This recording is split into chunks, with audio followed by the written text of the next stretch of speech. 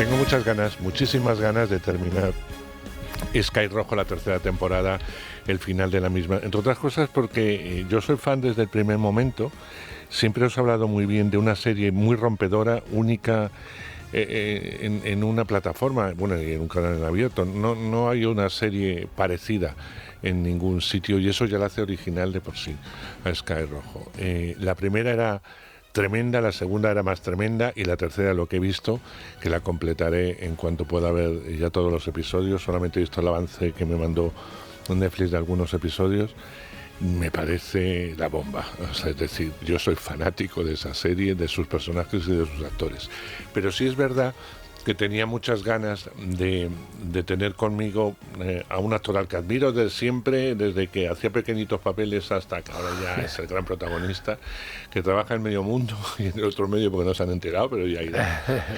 Y que es un placer tenerle cerca y poder hablar de un actor que cada vez es mejor, que cada vez es más arriesgado, y a mí eso me gusta mucho en Miguel Ángel Silvestre. Vamos a escuchar un poco del avance de la tercera y última temporada ya de Sky Rojo.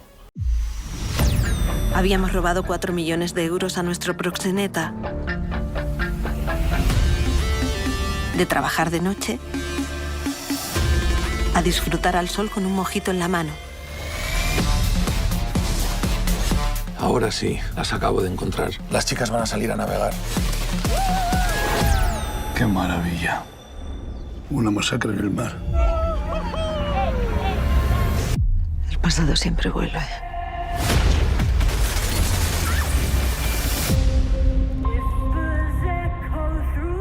El miedo que hemos pasado no se va a ir jamás.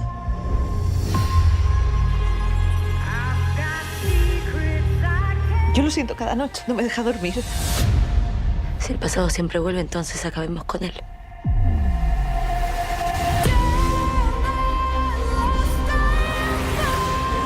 Necesito volarle la cabeza a Romero. Bueno, pues más en Netflix, que ya la tenéis colgada íntegramente. Querido Miguel Ángel, bienvenido, muchísimas gracias. Muchísimas gracias y gracias por tus palabras y por cuidarme siempre tanto, porque de las primeras entrevistas que he hecho yo cuando empecé como actor, que empecé con Vida y Color y La Distancia, ahí en estuvimos hablando tú y yo. La primera vez. Y me ha hecho mucha ilusión verte. Y a mí también. Y sobre todo que me siento muy agradecido por tus palabras y por cuánto me has cuidado. Pues espero seguir cuidándote porque cada día eres mejor actor y cada día te metes en cosas que me gustan mucho. Yo creo que es un buen momento para entrevistar a Miguel Ángel con Sky Rojo porque se cierra el ciclo. Entonces, dramáticamente hemos visto como Moisés, su personaje, ha ido desarrollándose hasta en este final bastante explosivo que arranca en un primer episodio con su voz en off y viendo su propia visión hasta que vamos a ver que la visión que le corresponde, en las ansias de venganza, en las ansias de todo que tiene ese personaje, no corresponden con lo que le han contado. Y ahí viene el drama, que evidentemente tenéis que ver en Netflix, porque si os cuento ya el drama, o lo que va a pasar, no cuento nada. Sí, es una serie, yo creo que nace... siempre me llamó la atención cómo Vancouver, después de haber hecho La Casa de Papel, Alex Pina y Esther Martínez, magníficos, cómo deciden arriesgar, porque podrían haber hecho una fórmula exactamente igual, y deciden hacer un formato además de 20 minutos, algo que no se había explorado hasta la fecha, que fue algo que Alex Pina llevó a Netflix y dijo, quiero hacer algo así y quiero meter la acción, pero también quiero que tenga como un componente de, la trama principal. Quiero hacer pulp latino, quiero hacer acción, pero también quiero hablar de todo el universo de la trata de mujeres y va a tener también como una parte que confronte mucho al espectador y yo muchas veces leía escenas. Yo cuando me metí en el proyecto me metí por trabajar con ellos, sabía muy bien cuál era la intención global de la serie y dije, voy de cabeza, ¿no? Pero muchas escenas las leía y le decía, Alex, ¿yo esto cómo lo voy a hacer? Y él, confía en mí, Miguel Ángel, todo llega. Y sí, es muy bonito el arco narrativo, creo que hacen muy bien eso ellos, creo que Vancouver trata muy bien psicológicamente a los personajes, dándoles arcos que empiezan en un lugar y terminan en otro, y sobre todo enseñando las heridas de casi todos los personajes, ¿no? Entonces, en esta tercera temporada sí que descubrimos las heridas de Moisés, él se da cuenta de todas las mentiras que le han contado, pero sobre todo, y la que más le pesa, es la mentira que lleva contándose él mucho tiempo para estar en el mundo en el que está. Entonces hay una frase que le define en esta temporada que es que él dice: ahora no se trata de perdonar, y tiene sed de venganza y no va a perdonar ni a nadie, ni va a ser capaz de perdonarse a él mismo. Y creo que eso es lo que hace interesante el viaje de Moisés esta temporada. Por eso te digo que era muy importante ver un poco el desarrollo. Era muy difícil, pero yo creo que son dos genios, los showrunners de esta serie, como La Casa de Papel, por poner otro ejemplo, tienen una cabeza privilegiada. Pero era muy importante que el espectador conectase con los malos, entre comillas, de la película. Tenemos claro que las tres chicas, las tres heroínas, que también hacen de las suyas, porque tampoco son angelitos caídos del cielo, es decir, que tienen su lado negativo, pero bueno, son las heroínas, era fácil conectar con ellas, con el espectador, que no las pase nada, etcétera. Pero claro, vosotros no podíais caer mal del todo, porque si caes mal del todo, y en concreto tu personaje, más que el Asier, que puede ser el malo integral, Sí. Tenía que tener un lado muy humano para que también nos preocupásemos por él y para que sepa la verdad y para que sepa una serie de cosas. Sí. Y eso no solamente lo da el guión, sino que también lo da el actor. No es un personaje de grandes palabras, no es un personaje de grandes diálogos, es un personaje de los personajes que te han tocado que más mirada tiene. Sí. Y que más composición física te he visto yo en los últimos tiempos. No me refiero a que estés más o menos cachas, sino la forma de andar, la forma de cuando está agobiado, que parece que le pesan las espaldas y la cabeza la hunde en los hombros. Y a mí me gusta mucho esa composición. Fíjate que yo, cuando leí, por cierto, parte del final de mi personaje, me emocioné mucho y llamé a Alex Pina para hablar. Le dije... no es que no esté de acuerdo con el final ni nada, simplemente te llamo porque necesito hablar. Me duele mucho todo esto, que me duele mucho la vida de Moisés, el final que ha tenido, y le dije: te tengo que confesar, Alex, que llevo 3 temporadas. Es el personaje más incómodo que he hecho, es que no sé en qué apoyarme, es como si no le conociera. Y me dijo: es que esa es la base de Moisés, que él no se conoce, está totalmente desubicado. Él hace algo que intenta justificar y que intenta redimir, adoptando perros, rescatando perros de la calle, ayudando a depende qué personas, pero por otro lado hace todo lo otro. Y es un personaje que está tan perdido. Y yo personalmente en la vida creo mucho en las segundas oportunidades, y creo mucho en la inclusión más que en la exclusión, pero, o sea, por supuesto que creo en la inclusión, pero cuando hablo de incluso muchas campañas que se hacen, yo creo que al ser humano el odio es como una aspirina efervescente que arranca con mucha fuerza y poco a poco se va diluyendo. Sin embargo, el amor y la inclusión es algo que empieza a latir y que el corazón late con más fuerza, ¿no? Entonces, yo sí que creo en la gente que comete un error y es capaz de pasarse al otro polo, ¿sabes? A tener un golpe de conciencia, a tener una segunda oportunidad, a que en la vida, y esto me gusta decírselo a mis sobrinos, pero incluso a la gente joven, hoy por hoy con el bullying... Con lo cruel que es el sistema, muchas veces se juzga a una persona y es una mecha corta. Eso es lo que me gustaría decir, es una mecha corta.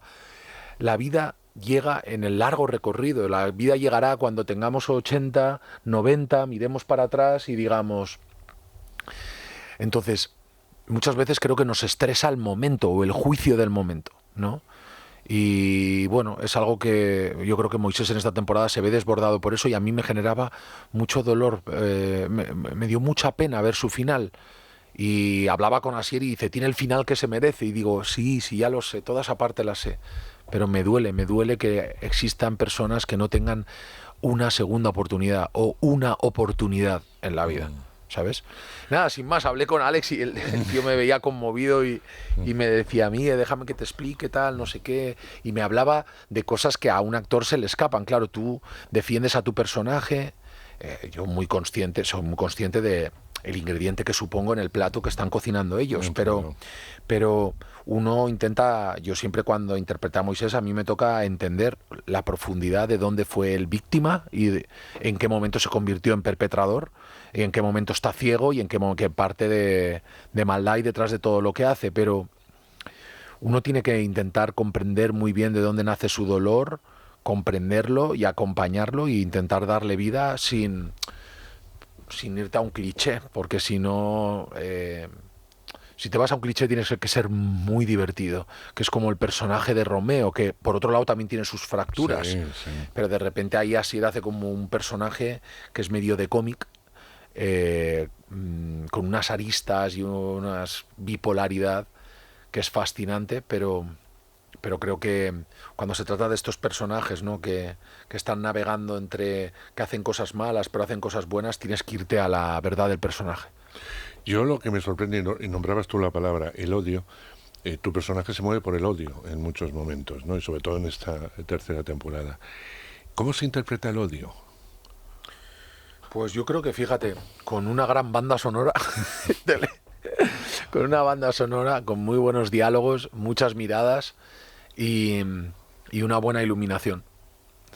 Cada vez tengo más claro que, a ver, Sky Rojo tiene un componente visual bestial y las frases están muy medidas. Son 20 minutos de capítulo donde, o sea, de hecho, a nivel de actuación muchas veces no puedes llegar a transitar por todas las emociones que tienen que suceder en 50 segundos, que es lo que dura esa escena, ¿no? Entonces, es un poco cómic en ese sentido y hay que jugar a eso. Pero yo creo que cuando el componente visual, que es el caso de Sky Rojo, es tan potente, uno se tiene que centrar en hacer menos, en decir lo que ya está escrito, madurado y pensado, y en dejar que luego ellos, cuanto más sencillo estés tú, ya brilla demasiado lo demás. Entonces, con todas las incomodidades que he tenido, es la reflexión que hago cada vez más, y es que dependiendo los violines que le pongan detrás a mi mirada, va a haber más odio o menos odio, ¿sabes? Yo también sé que desmitifica muchas cosas esto con respecto al trabajo del actor, pero creo que en casi todas las disciplinas, incluso en la arquitectura, la gran belleza de algo que trasciende en el tiempo viene de la sencillez, con un matiz. Pero, y creo que en la actuación, yo cuando veo a un actor que admiro y le veo trabajar, digo, wow, es que ha puesto una cosa, pero qué bien la ha puesto, ¿sabes? Claro, ahí está, y por eso te digo que ese odio hay que interpretarlo de alguna forma y no solamente por el diálogo. Es una serie, tú lo comentas también, extrema, porque es una serie extrema, son personajes extremos y fueron un rodaje extremo. Se nos olvida el COVID, pero lo pasasteis bomba las dos primeras temporadas con el COVID, que se rodaron simultáneamente y fue bastante complicadita. Sí, y vivimos el privilegio de lo que significaba en la situación que estaba viviendo el mundo ser actor. Por mi parte, Netflix nos cuidó mucho a los actores, como que nos protegió a nivel económico durante todo el momento. Es verdad que nos dimos cuenta de la importancia del entretenimiento dentro de los hogares, y luego la posibilidad de poder trabajar en cuanto abrieron las puertas, ¿no? Como que con el potencial que tenía Netflix para tener un protocolo de COVID muy, muy grande. Entonces, sí, fue un encuentro peculiar, donde me di cuenta de la importancia del entretenimiento y de la cultura en esa época. Y dije, wow, es un buen momento para los actores y para los directores y para los escritores y y sobre todo para el universo audiovisual. Por eso ha crecido tanto España y ahora mismo es la capital europea de producciones, ¿no? Tengo entendido que Netflix tiene su sede aquí y los platos, o sea, su sede más importante, por lo bien que se vive en España, la calidad de vida, el tiempo, las horas de luz, muchísimas cosas, pero vamos, fue un encuentro bonito con la profesión y con la cultura, sí. Miguel Ángel, vienes del mundo en abierto, de la tele en abierto, de la tele, no te voy a decir que fuese familiar, pero sí de alguna forma más blanca, que la que sí nos ha proporcionado el cambio las plataformas. Sí. Y has tenido el privilegio, yo creo que es un privilegio, de saltar las dos bandas, hacer las dos bandas. Una tele más sencilla, Sí. en cuanto a planteamiento, y una tele mucho más complicada como la que te ha ofrecido las plataformas. Ya no hablo solamente de la experiencia americana con Sense, que me parece una grandísima serie, y donde ahí fue una explosión tuya a nivel mundial tremendo, ¿no? Por cómo estaba contada esa serie, pero que era muy valiente para aquel entonces. Sí. Está Sky Rojo y está 30 monedas, que ahora veremos la segunda temporada cuando Alex termine de montar. Sí. Y termine de dibujar en postproducción los monstruitos. Los monstruitos, etcétera, etcétera, que ya hablaremos en su tiempo. Quiero decirte que has podido jugar y ver cómo se trabaja en cosas que serían impensables desde la televisión en abierta. Y te hablo de 30 monedas, concretamente de Sense, vamos, lo seguro, y evidentemente de Sky Rojo, ¿no? Y eso para un actor, cuando uno se sienta y dices, soy afortunado.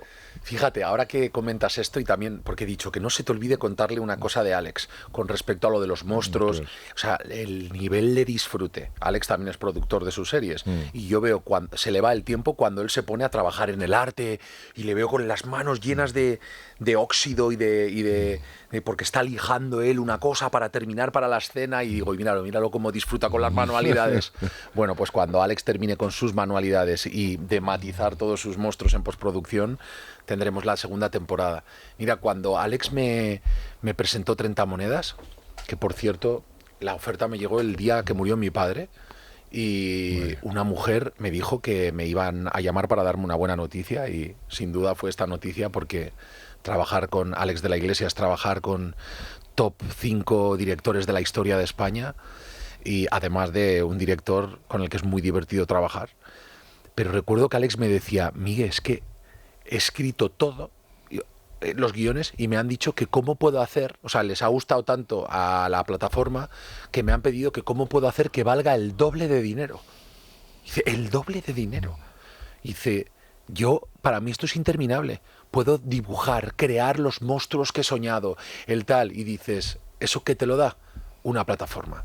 En este caso, la llegada de Netflix a España supuso un giro radical en todos los sentidos. Creativamente, la posibilidad de muchos artistas de poder explorar universos que no tenían que llegar a todo el público, ya podían ser mucho más específicos. Es que a mí lo que me gusta es este género. Lo que pasaba con las televisiones en abierto es que le tenía que gustar desde al niño que tenía 9 años que estaba viendo la televisión y la estaba compartiendo con su padre que tenía 45 y la estaba compartiendo con el abuelo de 90. Entonces, tenía que satisfacer a todos. Entonces salían cosas muchas veces, la gran mayoría, porque si no es un milagro, muchas veces descafeinadas. Pero la llegada de una plataforma, en este caso, cuando llegó Netflix a España, fue tan poderosa también y fue un boom de creatividad. O sea, la gente empezó a escribir cosas peculiares, específicas, con un ADN muy peculiar. Y creo que de ahí viene el nacimiento de Sky Rojo. Lo primero, qué fácil hubiera sido para Vancouver hacer un producto igual que el de La Casa de Papel y seguir facturando, y de repente dicen, no, formato 20 minutos, arriesgamos con este universo, metemos la acción.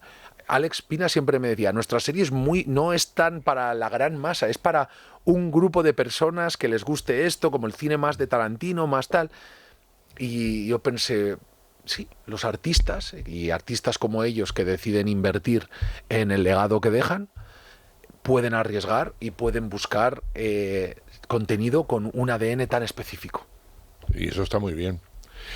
Te has movido por medio mundo, lo decía en la presentación. ¿Qué has aprendido de todo eso? Ya no digo del trabajo, sino de compañeros distintos, formas de trabajar distintas, directores que no conoces a priori. ¿Qué se aprende de todo ese mundo? Pues mira, así a bote pronto, porque digo, claro, en el camino he aprendido muchas cosas y ahora mismo es como piensa algo, Miguel Ángel. Tienes que decir algo. Estás en la radio. Pero así lo primero y que creo que tengo más presente, los últimos trabajos que he hecho, Es como que bueno, para mí la muerte de mi padre supuso muchas cosas, ¿no? Y como algo que he tenido que digerir con el tiempo, que considero que ya empiezo a entender muchas cosas, pero también cuando sucede algo así te hace pensar que efectivamente esto se acaba, que hay una cuenta atrás, pero que no sabemos de cuánto tiempo es, y que esta profesión que tiene mucha ambición y muchas preocupaciones, como volveré a trabajar o se quedará todo en un periodo mío de adolescencia y ahora con más madurez dejaré de interesar o de importar, o todas esas preguntas, ¿no? Que tú también ves, ¿no? Como actores de otras generaciones tienen buenos momentos una época, luego otros malos momentos. Hay gente, ¿no?, que consigue hacer una carrera de por vida, pero son la excepción. Entonces todas esas miedos son los que le acompañan al actor. Tienes que ganar dinero ahora y no puedes decir que no, no, y seguir trabajando porque el día de mañana no sabes. Todo eso se desmonta en el momento que ves a un tótem de tu familia pues que se va.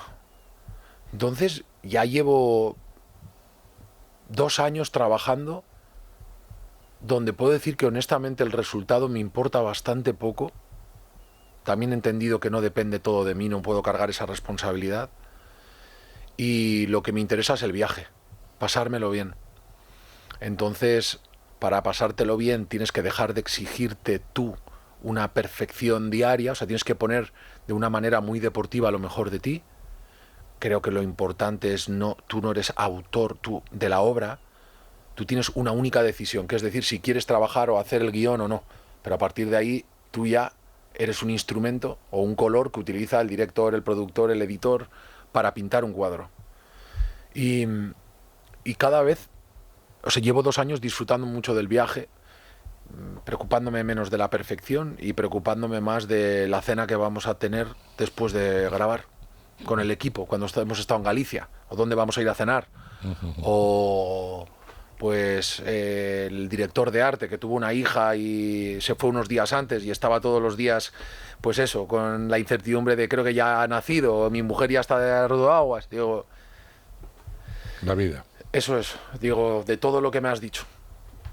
Que si habláramos de las hermanas Wachowski te diría las cosas preciosas que me han transmitido, y esa es la suerte también de mi profesión, que hoy puedo hablar contigo las cosas y vivencias que tú me tienes que contar, lo que me contaron las hermanas Wachowski cuando Alex de la Iglesia me contaba anécdotas de Sancho Gracia, o digo, eso también es muy estimulante también y de eso aprendes mucho.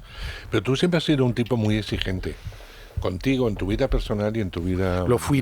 Podemos hablar en pasado, ahora, ya no. Eso lo has dejado un poco de lado. Sí. Porque no soy nada exigente ya conmigo mismo en ese sentido. ¿Te quieres un poco más? Te quieres muchísimo un poco más. Ya me quiero, pero con todo. Sí. Bueno, también unos cuantos años de terapia, pero sí. Ahora me quiero más y soy mucho menos exigente. Ya te digo, es que no me importa tanto el resultado. Claro que tengo sueños, claro que quiero volver a trabajar con Almodóvar, claro que quiero trabajar con Amenábar, claro que quiero trabajar con Sorogoyen, claro que quiero trabajar con los mejores directores que tenemos en nuestro país. O sea, culturalmente, mañana me voy al desfile de Emporio Armani y al día siguiente el de Giorgio Armani. Voy a convivir con Giorgio Armani, una eminencia de la moda. O sea, no es el desfile. Es poder estar cerca de ese hombre, alguien que con 40 años todavía no había construido nada y ahora ha construido un imperio.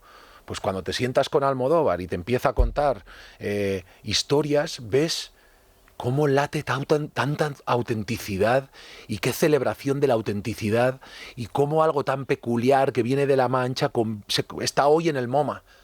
Entonces empiezas a coger confianza de todas las peculiaridades que tú puedes aportar. Y esa es la suerte de trabajar con Amenábar. El resultado, pues hombre, maravilloso. Ojalá. Yo muchas veces pienso que todavía no tengo un título. A ver, creo que he hecho trabajos preciosos. Y a ver, entiéndeme bien, pero trabajos yo creo que forman parte de una época. Pero luego hay títulos que trascienden para toda la vida, ¿no? O sea, ¿cómo se llama? La vida es bella, por ejemplo, ¿no? O sea, digo, que ganó en los Oscars, la italiana. Sí. Son como piezas, ¿no? Que trascienden para toda la vida. Muchas veces pienso, no sé si a lo mejor en esta vida llegará a tener un título así, ojalá. Tienes títulos, ¿eh? Yo creo que Sense8, por ejemplo, que está en Netflix, Títulos. Sense8 habla de... Es una serie, es un mensaje muy para los demás y muy poco para el autor. Lo que pasa que el autor viene de donde viene y su necesidad en la vida, por encima del arte, del éxito y del dinero, es el legado que deja al colectivo LGTBI+. Entonces, sí que fue hermoso poder contar esas historias, la historia de 8 minorías, que como 8 minorías, que es una metáfora hermosa en la vida, como las minorías, cuando se juntan, son una mayoría. Entonces, creo que hay un legado muy bonito detrás de esa serie, y luego diría que he hecho otras que han aportado cositas y muchas han aportado entretenimiento. Que cuando viene alguien por la calle y te dice, tú no sabes, estaba en el hospital, estaba recuperándome de esto y me veía la serie y me la veía con una ilusión y tú no sabes lo que significaba eso para mí. Y piensas, joder, eso ya es dejar algo. Dejar ahí entretenimiento para muchas personas. Claro, pues eso es lo que yo me refería, y además ya estás en edad de contar historias. No te estoy llamando mayor, pero ya tienes suficiente experiencia y vida trabajada para contar también tus historias. Mira, el otro día en Oya, en Galicia, conocí a Matilde, una mujer que tiene 96 años, es la mujer más mayor del pueblo, ¿vale? Y estuve hablando con ella y yo le decía, Matilde, ¿y usted? Y ella, pues yo he sufrido. Hoy por hoy en Harvard se habla de cómo podemos vivir más y cosas que tienen en común la gente que vive más. Y curiosamente, la gente que ha sufrido vive más, porque desarrollan una supervivencia en las células, tal, no sé qué. O sea, digo, ya están empezando a venir los científicos. O sea, lo digo de una manera positiva y admiración. Los científicos ya están yendo tan al trazo fino de que tomar setas que han vivido en un hábitat de estrés para poder sobrevivir hace que cuando tú las comes desarrolles, o sea, para que te hagas una idea. Pues Matilde me decía, he sufrido mucho tal, y yo, y Matilde, ¿y ahora la vida qué? Y me dice, yo ya me quiero ir. Y yo ya, pero, ¿y a usted qué le ilusiona, Matilde? Y me dijo, a mí ver Velvet es lo único que me ilusionaba, por eso quería conocerte. Y yo, ¿sí?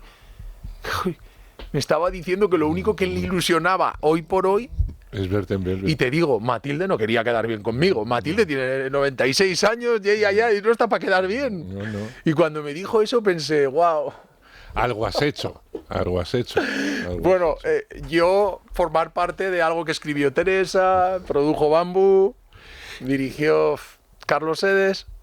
Vas a contarnos muchas historias, Miguel, a lo largo de todos estos años que están por venir, de todos esos proyectos que tienes firmados, y ese blandengue que llevas dentro, porque luego es muy blando de corazón, pues no lo sacas en el cine o en la tele, ¿no? Como es el caso de Sky Rojo. De blandengue tiene poco, aunque hay momentos en que, como tú dices, le puede el ser humano que lleva dentro. Fíjate, te puedo hacer un inciso, pero es solo porque considero que el arte nace del fallo, y del fallo la espontaneidad, y de la espontaneidad algo, ¿no? Y yo creo que es lo que también me interesa, ¿no? Me interesa, o sea, a mí lo que me interesa del arte es la espontaneidad, porque es donde se genera algo. La naturaleza es espontánea, está ordenada, pero de una manera espontánea, y ahí es donde aparece la belleza. Y cuando Philip Seymour Hoffman se equivoca en una secuencia, la historia es cómo se pone de pie, y poniéndose de pie es donde aparece lo que acaba de hacer. Bueno, o ¿cómo se llama esta película? Amistades peligrosas, ¿no? Cuando ella se tropieza en el momento de más estrés y ves que ese personaje que tenía tanto poder, que pertenece a la burguesía, que tal, cuando la descubren, se le cae el mundo al cielo, y está esa decisión maravillosa de la actriz de salir del teatro y tropezar con el tacón. Solo es eso. Y dices, wow. Bueno, pues tú dices lo del blandengue. Yo cuando preparé... Lo digo en plan bueno. No, lo sé, pero que digo... No, es que es verdad. Digo, en realidad es lo que tengo dentro. Cuando preparé el personaje del Duque era el número 8 en la astrología, con mi profesor de interpretación, Fernando Piernas, en aquel entonces, cómo se subía los pantalones, cómo andaba, cómo colocaba el cuello, cómo... Y cuando grabamos los 3 primeros episodios, en las escenas de amor, yo, con mi manera de ver la vida y de ver el amor en aquella época, en aquella edad, o bueno, como lo veo ahora, pero se me escapaba el blandengue. Y me decía él en argentino, che, aquí se te escapó el personaje, aquí se te escapó. Pero ya estaba toda la temporada grabada. Curiosamente, creo que lo que funcionaba del personaje era todo lo que habíamos construido, pero que cuando hablaba con ella, se le escapaba eso. Y dices, sí, y ahí es donde yo escucho mucho a mis profesores, pero ahí discrepé y le dije, sí, se me ha escapado, pero hay que confiar en eso. También. ¿Sabes? También. Querido, que ha sido un placer, que llevamos más de media hora. Vaya leña te he dado, tío. No, que va. Ha sido un placer reencontrarme. Espero verte más a menudo. Espero que para 30 monedas no estés en Japón rodando o nos veremos haciendo pronto. cualquier cosa, y poder hablar de 30 monedas será un placer. Te digo porque a lo mejor es el trabajo más inmediato que vamos a ver tuyo después de Sky en una plataforma que será HBO, en esta es Netflix. La tenéis colgada.